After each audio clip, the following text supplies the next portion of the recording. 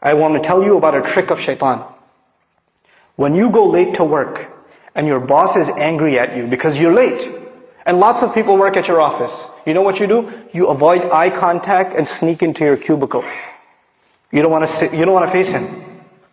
When you have a bad report card and you go home to your family, you're in 6th, 7th grade, you got a bad report card, you sneak into the house. There's no Assalamu alaikum, I'm home. You sneak in and you kind of go and you pass out, you go to sleep. Right? What happened in school? Nothing. When you disappoint someone, you avoid contact with them. You avoid, it's natural. In this case, when we do something shameless, when we wrong ourselves, who have we disappointed? Allah Azza wa Jal. We've disappointed Allah. So naturally, Shaitan takes advantage of this. He comes to you and me and he says, you're going to go pray now, you hypocrite? You do this shameless thing, you do this and that, and now you want to go attend a class? Now you want to go do, ibadah? You should be, you're such a two-faced person. So this person says to themselves, yeah, I shouldn't go pray because I'm two-faced. Shaitan takes advantage. He distances you from Allah. And we're embarrassed to go before Allah Azza wa Jal. But the true muttaq, he does something wrong. He does something wrong. And immediately what does he do? He remembers Allah. Dhakarullah. There's not even fa, no thumma, nothing. Dhakarullah, immediately.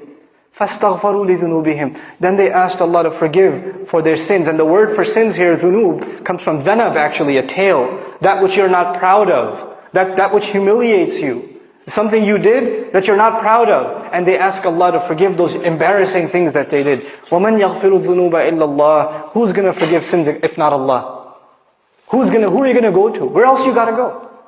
Who knows the things that you and I have done wrong except ourselves and Allah?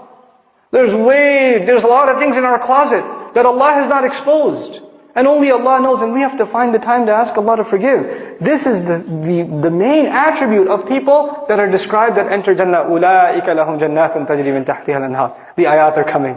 The sandwich between mentions of Jannah. And the last thing I share with you about this final passage, one time I was with my family, and we were at a mall. And this other mom, her child, she was yelling at her child. This mother was yelling at her child. And the kid's crying his head off. And she even gave him a little, But you know where the child went? After he even got hit and yelled at? He's still holding on to the mother. He's not letting go. Everywhere else around there are these ugly, gigantic strangers. He doesn't want to deal with them. Even if she's angry, even if she's disappointed, even if she's upset, his whole world, his whole shelter, his whole protection, where is he going to go except his mother? And it made me think, subhanallah, when you and I sin, when you and I disobey Allah, where are we going to go? Where else is there to go? Who do we turn to? We don't have anywhere else to turn.